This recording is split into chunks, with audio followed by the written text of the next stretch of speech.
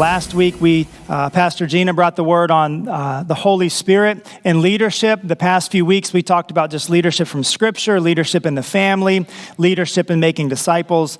Now we're wrapping this up with leadership in Jesus.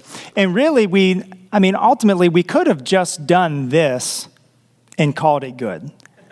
Because ultimately, everything we do is modeling and imitating Jesus and just applying it to different situations and different circumstances in our life, right?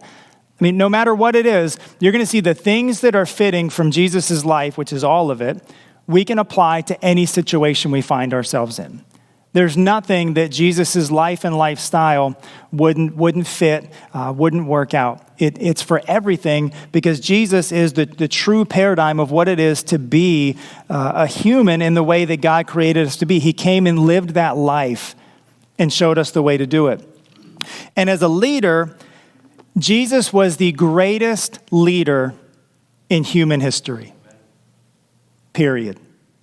End of story. There's no discussion.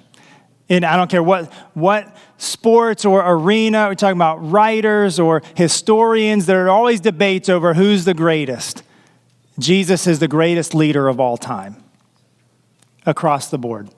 I don't care who you compare him to, Julius Caesar, Alexander the Great, George Washington, Winston Churchill, people from current times to antiquity. Jesus is the best leader that has ever walked the face of planet Earth. So if there's anybody you ever want to model your leadership after, it's Jesus. Read the Gospels. Study what they've written. Study how he made himself known, the things he taught, the things that he did, why he said what he said, how he said what he said. Sometimes we get so hung up on the content that that's all we look at. There's more to it. It's not just what he said, but how he said it, why he said it, what was going on in the circumstances. All of those things just highlight how incredible he was at what he did. Obviously, we don't have enough time to dig into everything of Jesus' life. Certainly, many books could have been written. John even says in his gospel that if we wrote everything there was to write about Jesus, the world itself wouldn't contain the books that could be written. But what we are going to do is we're going to look at 6 different characteristics of Jesus' leadership or leadership style that you can apply to your life. You should apply to your life. These aren't things just to make note of and say, wow, Jesus really was an impressive leader. It's for us to learn and say, okay, Jesus, help me to be like you to a greater extent. Because that's what this whole thing is about, right? We're trying to be like Jesus in every way. So we're just going to jump right in to see these things and, make notes of them, write them down. And then, again, if you're not involved in a life group, get involved in one where you can talk through this with other believers, encourage one another, hear some different perspectives, and you will benefit from it. Number 1, be committed to growth. You're going to see that the first 2 things we look at out of these 6 are really not about leading and engaging, interacting with other people at all. They're about you. Because remember, you have to be before you can model and influence other people towards something.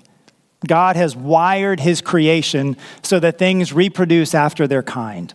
And if you're going to influence people, you are going to spread yourself to them. And so we have to be diligent about taking care of ourselves first. Remember the greatest commandment in all of Scripture.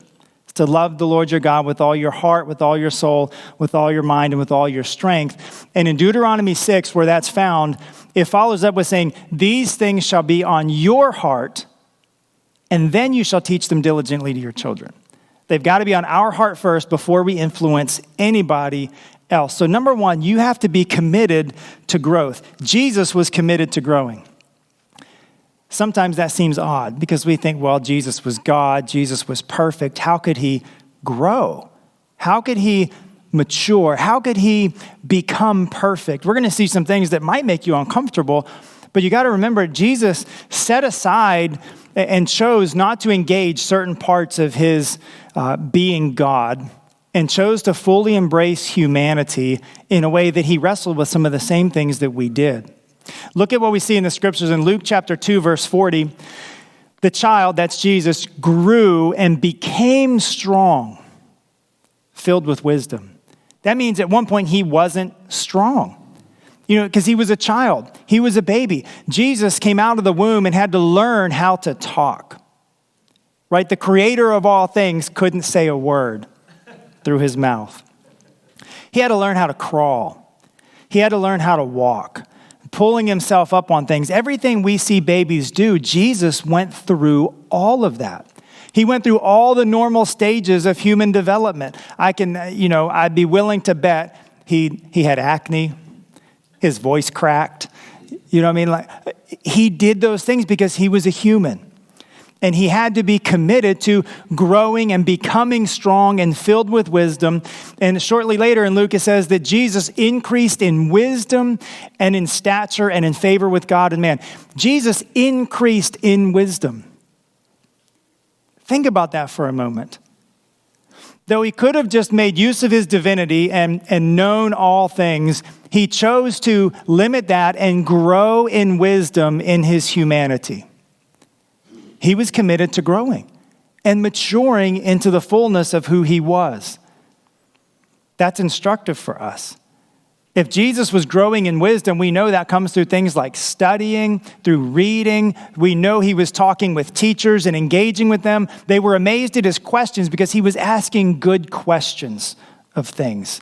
Right? We know that of Jesus as a child. So there were ways Jesus was committed to growing and maturing. We also see this in Hebrews 2.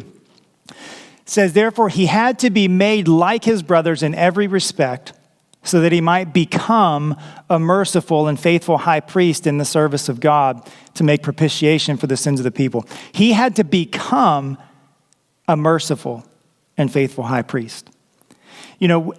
There's this act of becoming that we will continuously be engaged in our lives.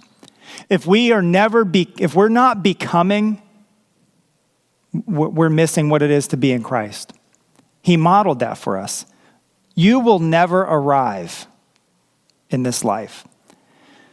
The reality is, most of us, the vast majority of humanity, will never fully arrive at any particular thing that there is.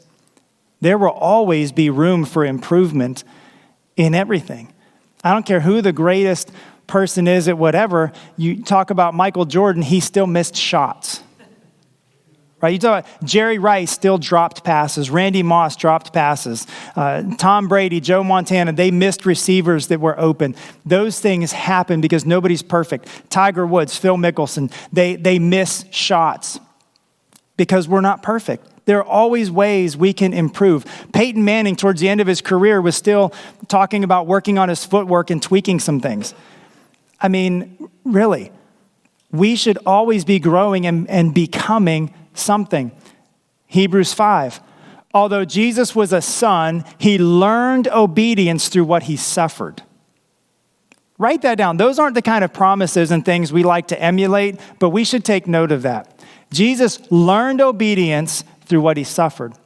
And being made perfect, he became the source of eternal salvation to all who obey him. And this isn't to diminish his perfection in his divinity. Okay, what it is, though, is to realize that he willfully set aside certain attributes and chose not to engage them and to be submitted to the process of growing the way normal humans have to do. And he did it. We also have to be committed to growing and becoming. That means we should always be open to new ways of doing things, open to criticism. Right? We shouldn't instantly just get defensive when somebody makes a suggestion of how we can do something better. Because unless we truly believe that we are the absolute best at whatever, or that there's no possible means of improvement, if we do, we're probably wrong. I'll go out on a limb and say that. So in every area of life, we can grow. We can mature. We can become more like God created us to be. Growth means change. Okay, this is another one to write it down. You can't change and grow if everything stays the same. Right? We pay lip service to this idea of growth and change, but we don't want to do anything different. Like, I want to grow, but as long as nothing in my life actually changes. Well, you can't grow without change because growth means you're maturing or growing into something else, which is not what you were. So if you're doing the same and being the same, you've not grown. You've not matured. You've not done anything. And then you could take that a step further, that change involves pain because it hurts to change. So growth means pain, and you'll grow to the measure of the pain you're willing to allow God to bring into your life. Yeah, write that promise down. Remind yourself of it every morning. It's a good one. Remember, how did Jesus learn obedience? Through what he suffered. We have to lose this notion that suffering is horrible and bad and wrong. It's a part of the system we live in. And while it's not ideal, it's not what God had, he doesn't desire for us to suffer, but suffering is a valuable thing that even Jesus learned and grew through. How much more should we? In one place, Paul even says that we'll reign with him provided we suffer with him. We got to lose this as soon as we suffer. Oh, suffering's bad, get it away. No, God, how can I endure this suffering well? How can I grow through this? How can I experience your presence with me through this? Those are the types of thoughts that will help you grow in all things. But we have to be committed to growth, committed to change in order to become who we've been created to be. Primarily, we do that through disciplines. You've got to develop disciplines in your life. We see that with Jesus. He was in the Word. He was in prayer. He was fasting. He was worshiping. He gave. He was obedient. He paid his taxes. I mean, really, if you look at his life, he was questioned about it, and he said, sure, pay it, whatever. I owe it, pay taxes. If you owe taxes, pay them. It's a good thing to do.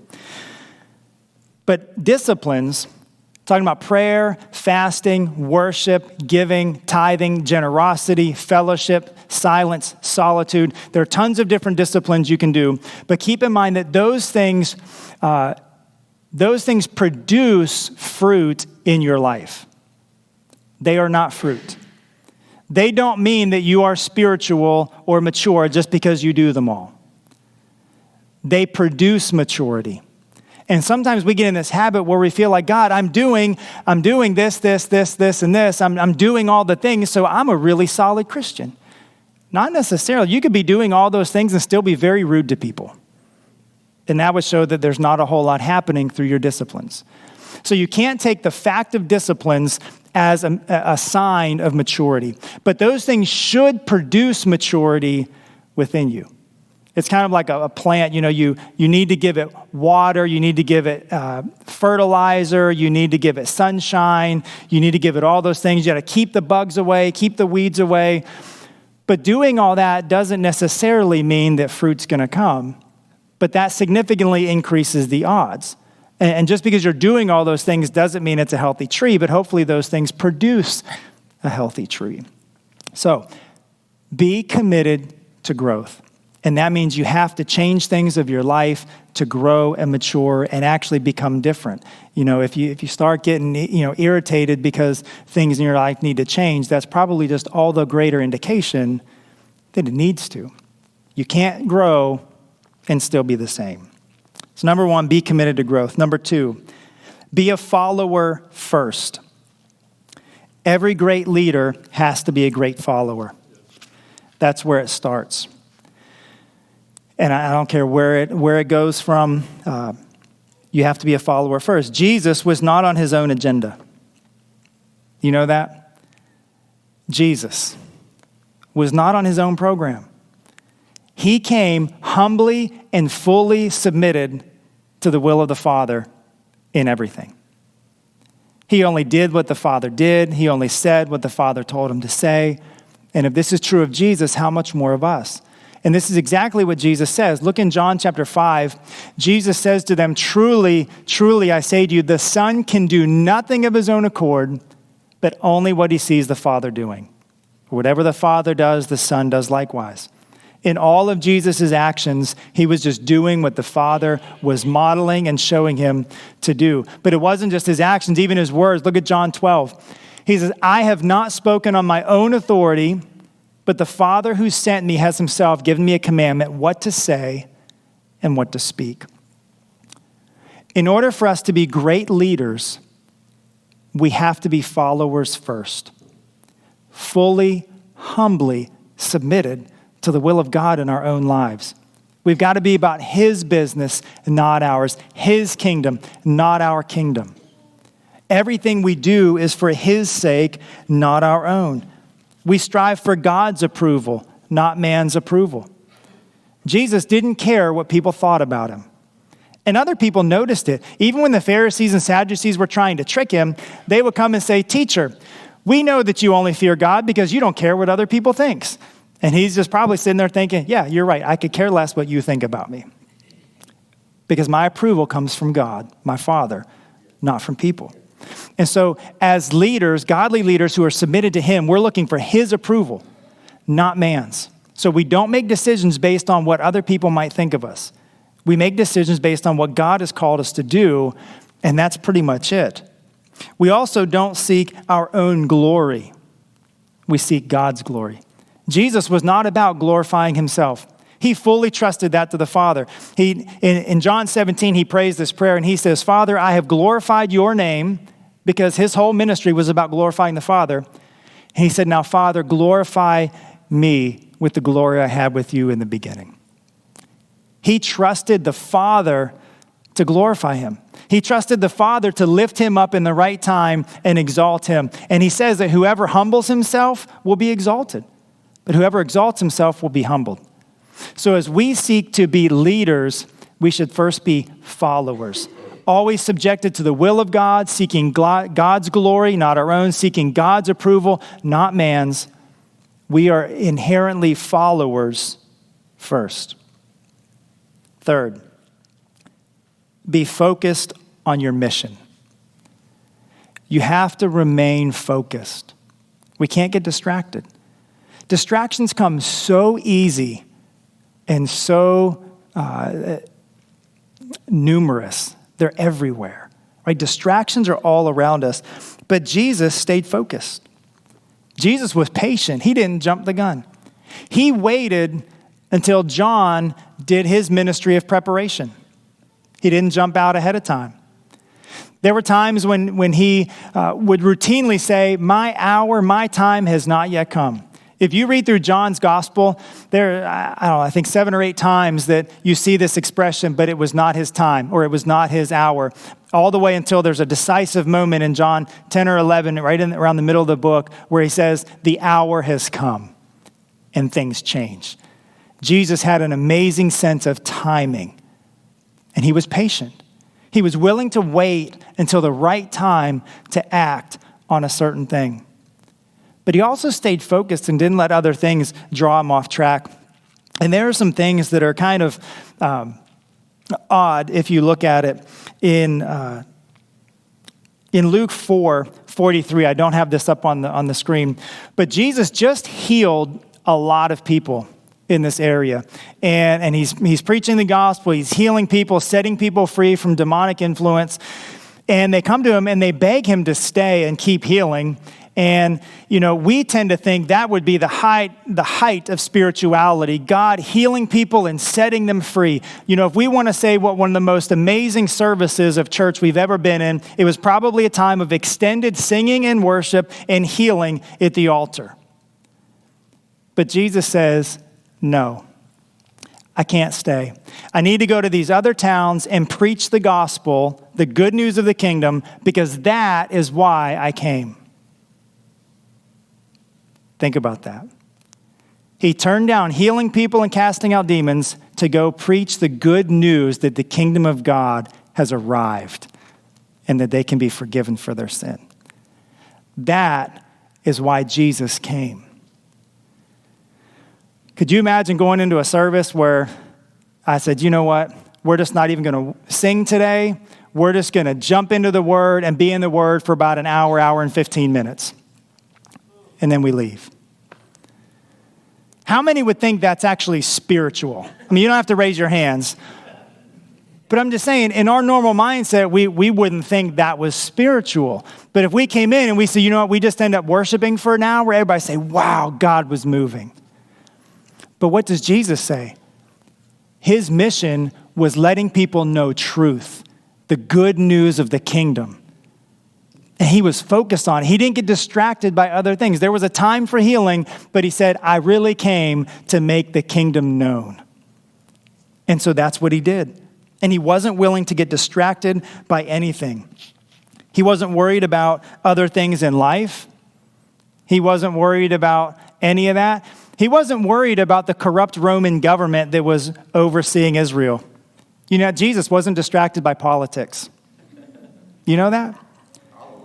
He really wasn't. He didn't side with the zealots. He didn't say, you guys are right. We need to overthrow the corrupt government. He didn't side with the tax collectors and say, you're right. The Jews are corrupt too. We need to get Roman oversight. Jesus is not a Republican. Jesus is not a Democrat. Jesus is not a conservative. Jesus is not a liberal. Jesus is the king of his entire creation, and he transcends human political situations. Right?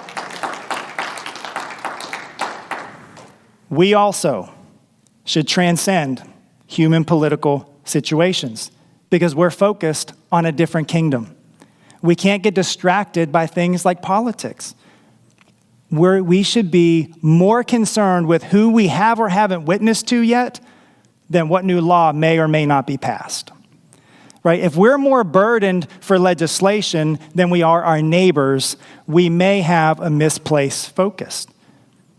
And as godly, Christ-like leaders, we have to be focused on our mission, not distracted by things that have nothing to do with eternity. You know, whenever eternity starts, we could probably name a lot of our presidents. None of them are going to matter.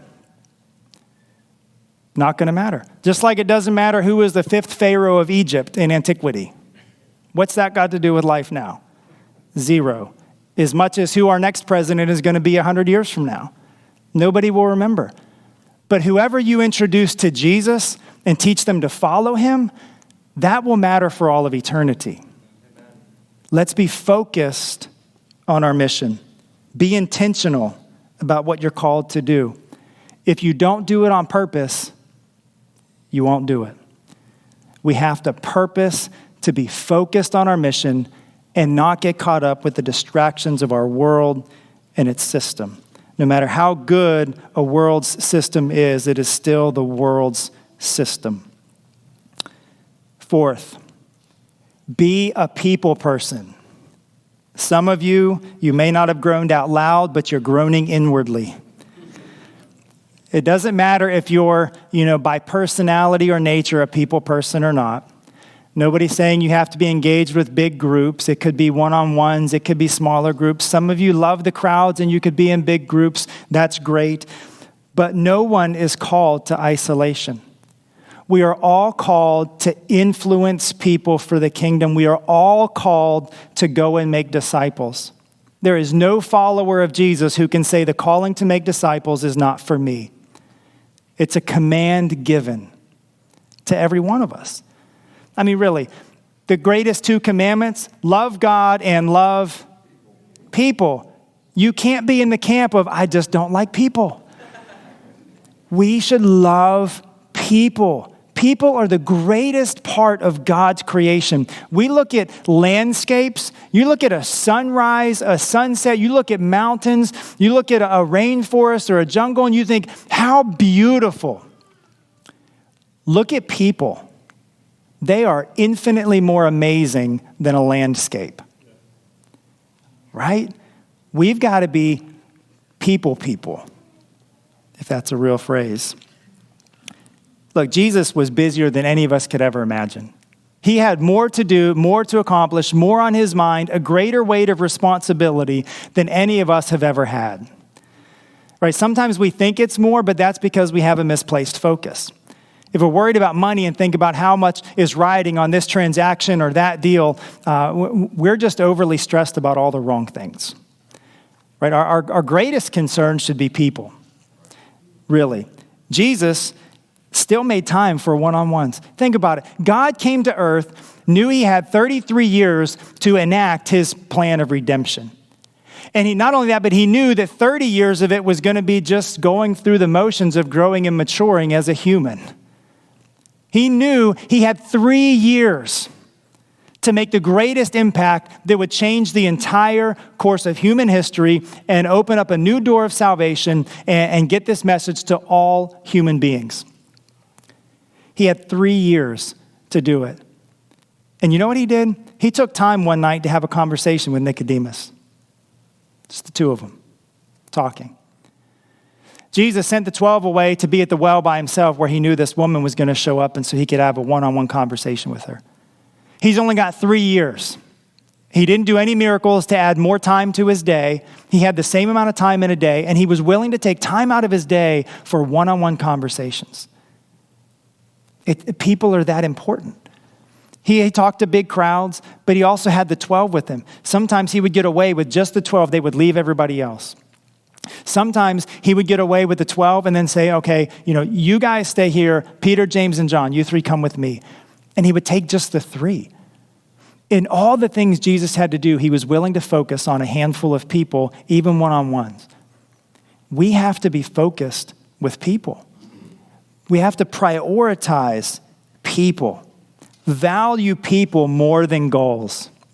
Write that one down. Value people more than goals. You know why? Because people are the goal. People are your mission.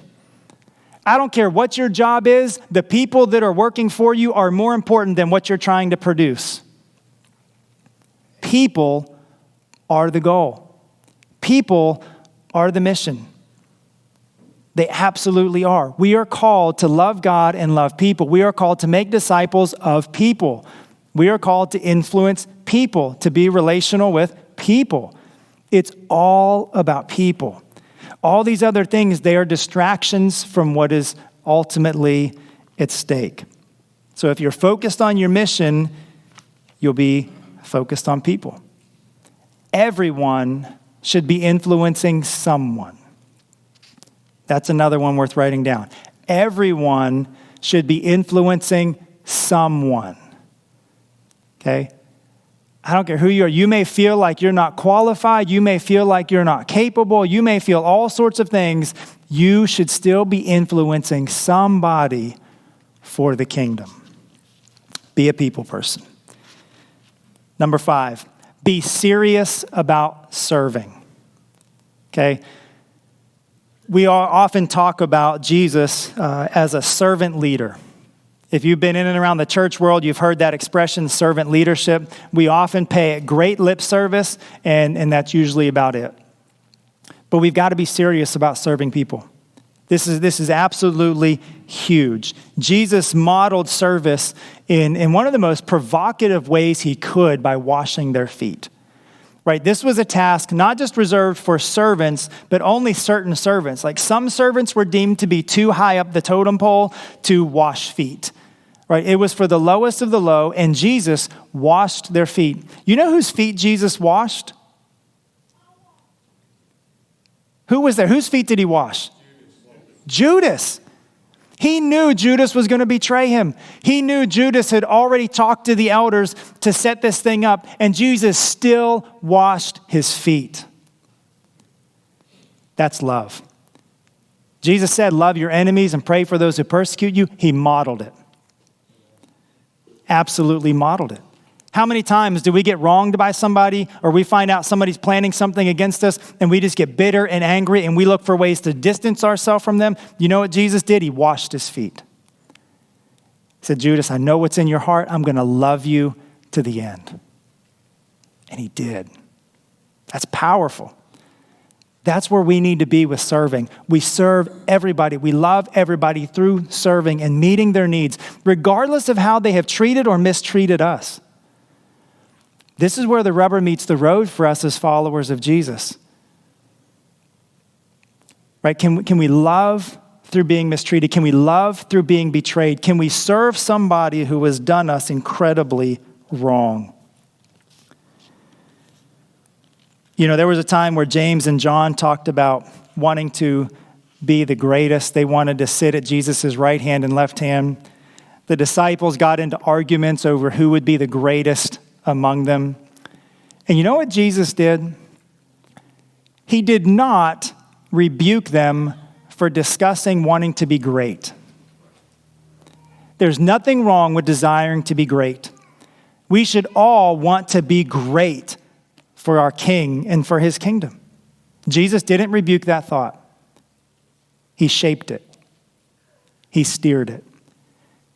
He kind of implied, okay, you want to be great? That's good. This is how you do it. You become the least. If you want to be the greatest, you become the servant of all. So if you want to be great, that's good. Desire to be great for our King and his kingdom. Do it by humbly serving other people. That's how we do it. That's how Jesus did it.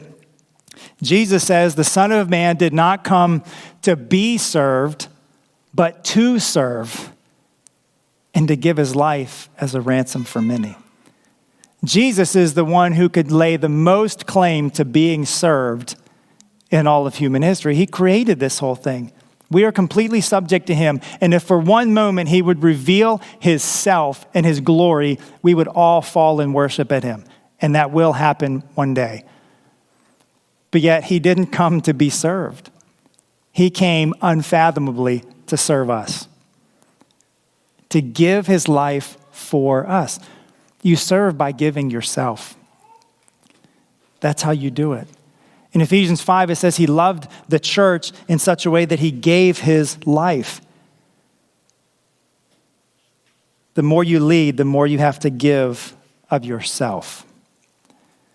Leadership is a divine emptying of self on behalf of other people. If you want more influence in somebody's life, give more of yourself to them. You don't command it. You don't demand it.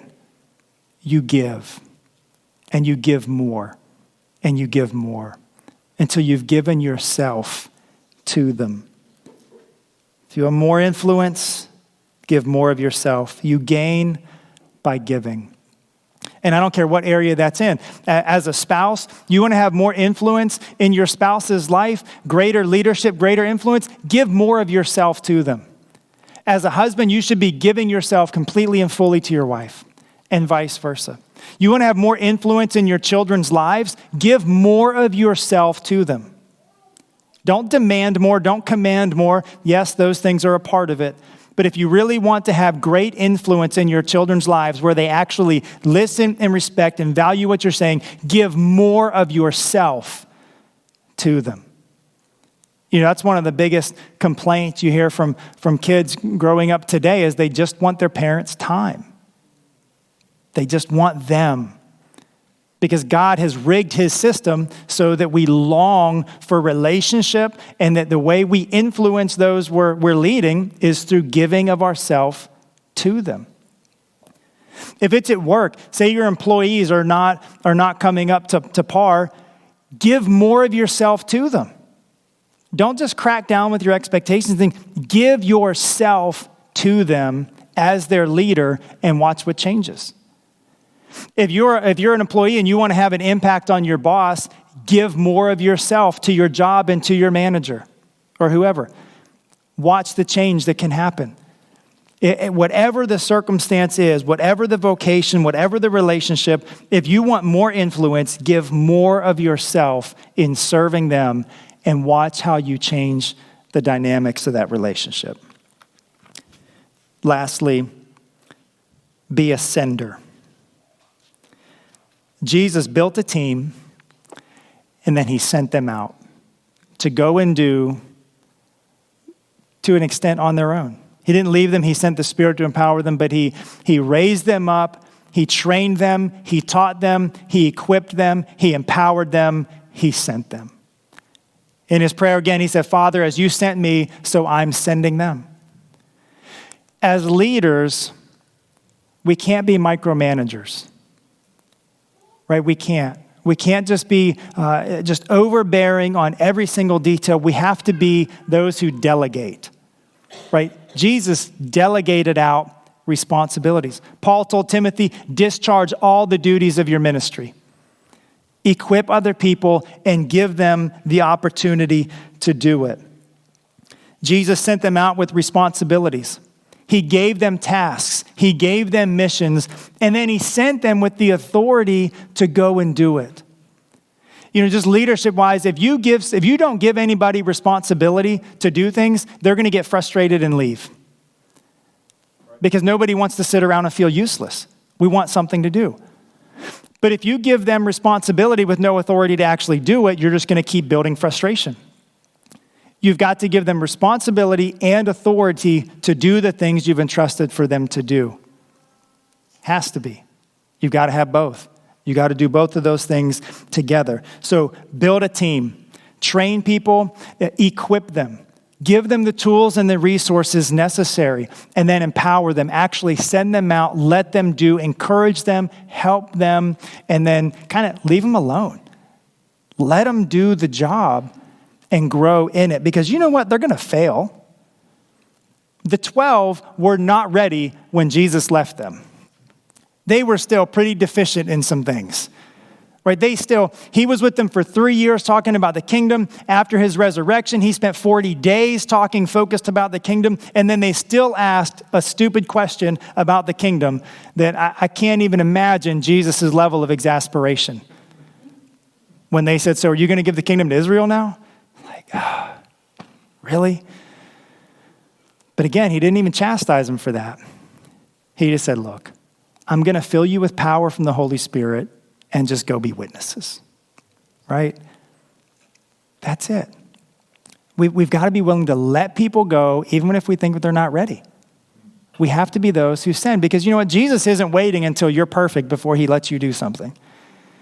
If he is, zero would have happened in human history so far, because we're never going to be perfect. But yet he's patient with us. He takes his time with us. He's good with us. You should always be working yourself out of a job in everything. Even as a parent, your goal should be for your children to grow and to mature and go be responsible, mature adults that are accomplishing things for the King and his kingdom.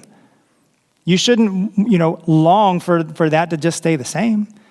As an employer, you should be raising up people to do your job as well as you. You shouldn't be withholding things because you kind of want to keep that level of authority and power over them, that I've got the upper hand in the relation. No, give yourself fully to them. Teach them, train them, equip them. Make yourself not necessary.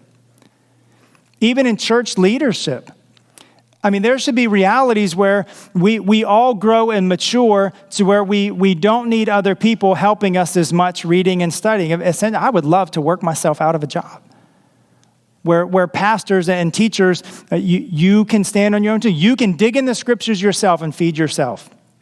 We all should be doing that. And really, people that leave and say, well, I'm just not getting fed. Well, if you're starving to death, it's not my fault. I promise you that. Because if you really thought you were going to get by only eating one meal a week, that's your own fault. Right? You got to be in the Word yourself. You should get to the point where this is just the gravy. This is the icing on the cake Sunday morning to hear the Word proclaimed. It shouldn't be the substance of your diet. Right? We've got to get to where we can feast with just us and Jesus and the Scriptures. Feast. Just dig in and get your belly full in the Lord with the Scriptures. Right? You shouldn't need me for that. You shouldn't need Pastor Gina for that. You shouldn't need John and Eric and Stan for that. God has brought us here as shepherds, and it's a beautiful thing. But even us, I don't want to be necessary. We shouldn't. I should be committed, and I am, to helping everybody I can influence grow and mature in the Lord and stand on your own too. That's the goal. We should always be working ourselves out of a job. Again, also with disciple making. You should be raising this person up to where they don't need you anymore. And then you can go get somebody else to start with, and they can start with somebody. But if you're still discipling the same person you've been influencing for 25 years, I don't know which is true. They're a slow learner or you're a bad teacher, but there's a problem. It shouldn't be the same relationship for that long. It should change to where you're helping them disciple somebody now, and that would be great.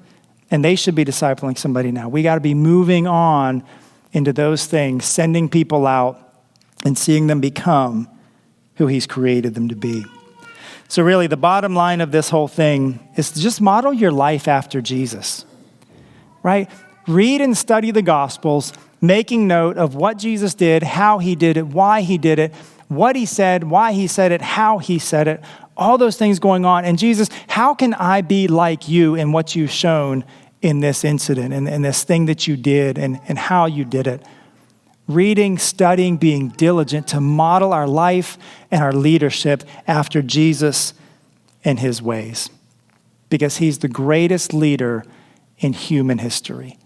If you want anybody to model leadership after, look to Jesus. If you're ever thinking about leadership and wondering what some new leadership principle would be to implement in your life, don't go Googling leadership books. That's not a bad thing, but just saying, pick up the Gospels. You've got 4 accounts of Jesus' life that give different angles, different aspects, different ways of looking at it. We've got to be able to pick up the Gospels and learn some things about leadership from just reading about Jesus' life. He's the best example you'll ever have.